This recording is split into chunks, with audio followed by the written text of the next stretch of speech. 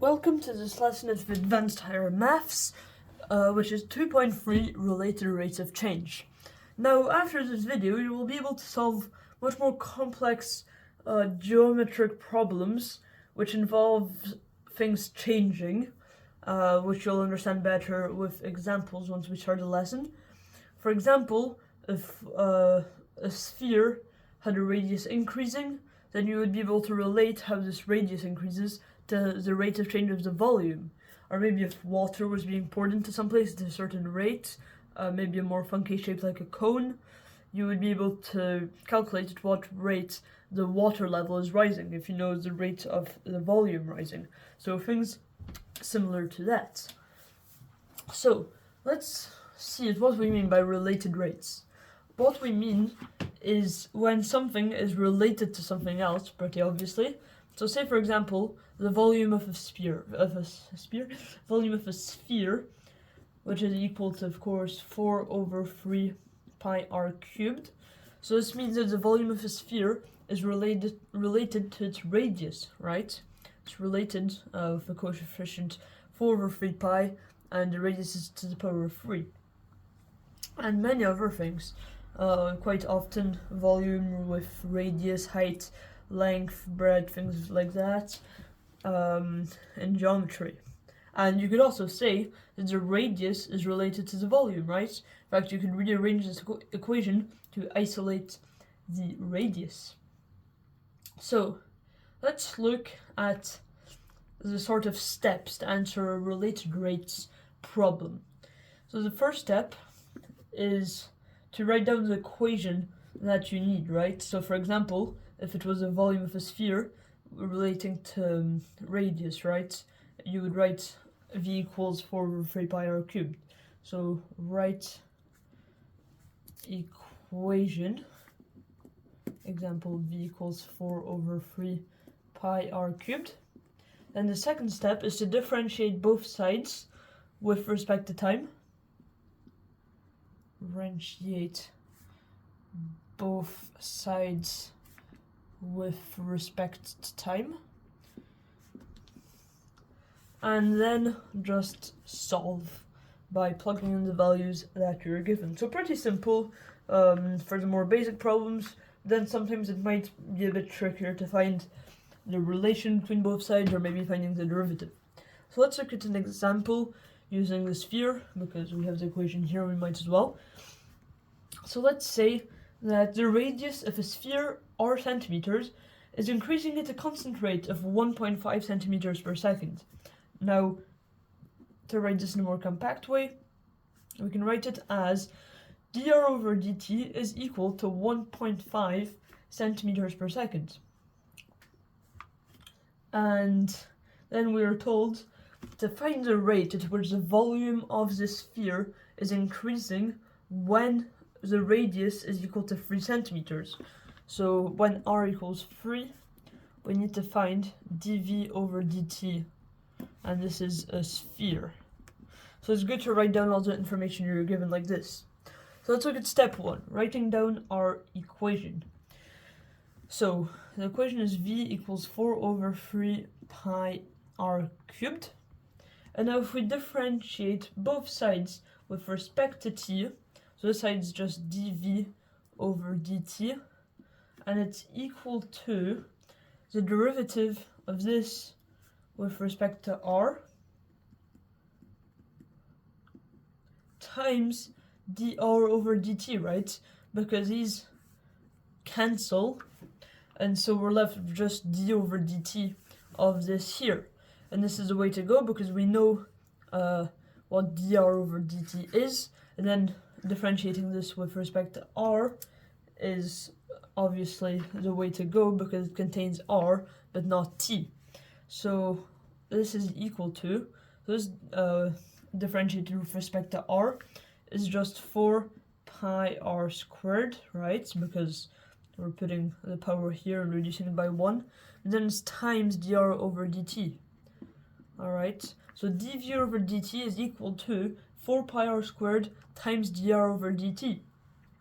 But since r is equal to 3 centimeters, and the rate of change is equal to 1.5 centimeters per second. This is equal to 4 pi times 3 squared times dr over dt is 1.5, which is equal to, if I have a calculator at hand, which is equal to 4 times pi times 3 squared is 9 times 1.5, which is 169.646. And now as I think about it, it might be better to just leave it with pi in the answer at this level.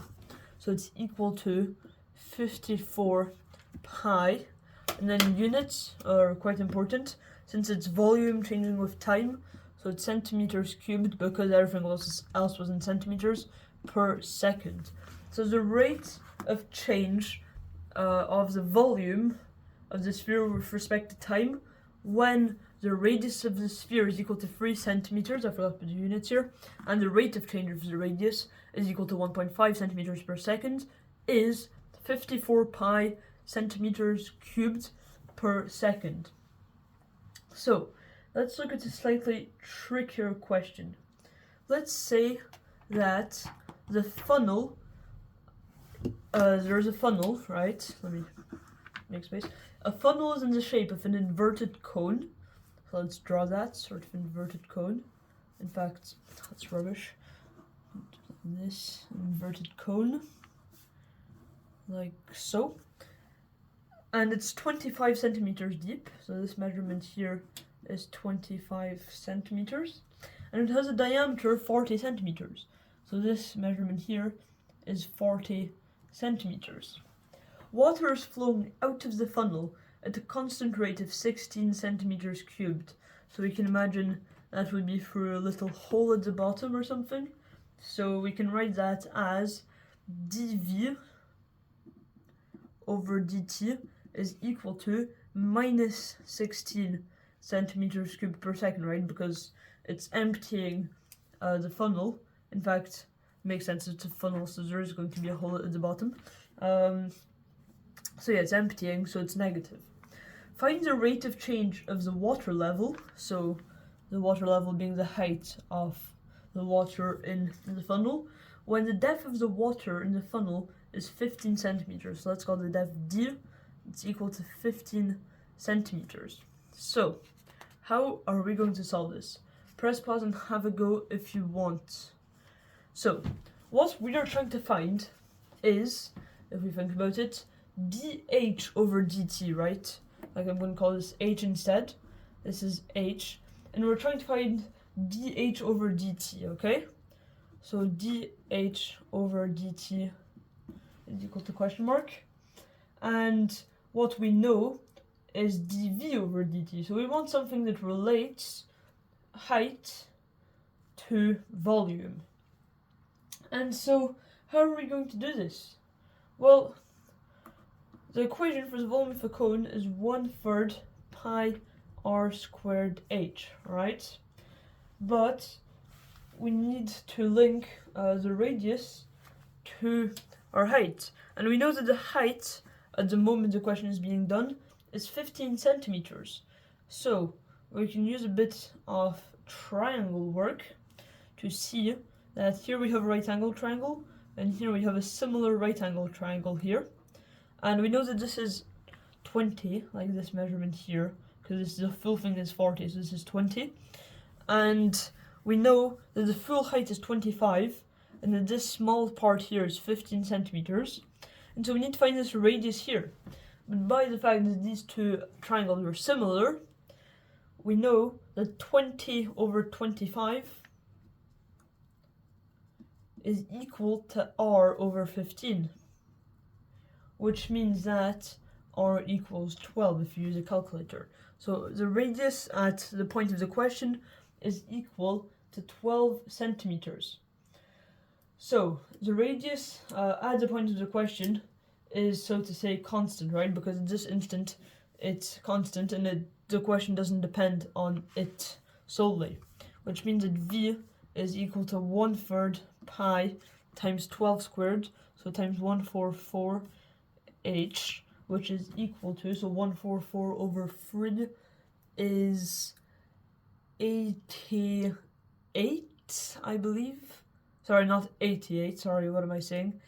Divided by 3, it's, I'll just use a calculator, 40, it'll be 38,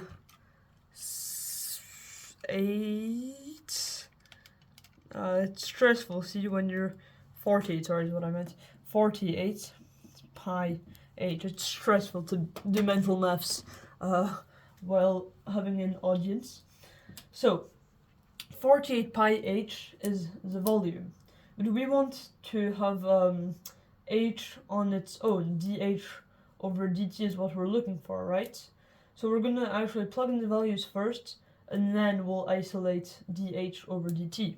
So if we keep our equation, dv over dt is equal to d over dh, and all this, 1/3 pi times 1/4, no wait, sorry, we're on, we've simplified that, 48 pi h, times, well, d over dh, and so to cancel that we need dh over dt, which is what we're looking for, by the way.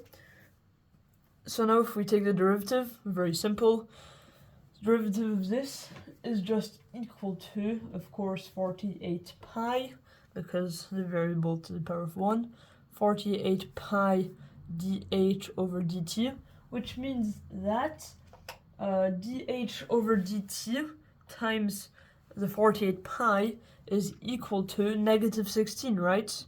Because that's our rate of change of volume with respect to time. So then we can just rearrange this and get the dh over dt is equal to negative 1/3 pi, right? Because negative 16 over 48 pi is just 1/3. And so negative 1/3 pi is our final answer with some units. So what does this represent? Just remember from the problem, this represents the rate at which the height of the water level is changing with respect to time when the water level is 15 centimeters high, and the rate of change of volume is 16 centimeters cubed per second. So there you go. Now the best thing like this, like for any maths, in this, is to just practice. You'll end up spotting how to solve the problem instantly, and good luck.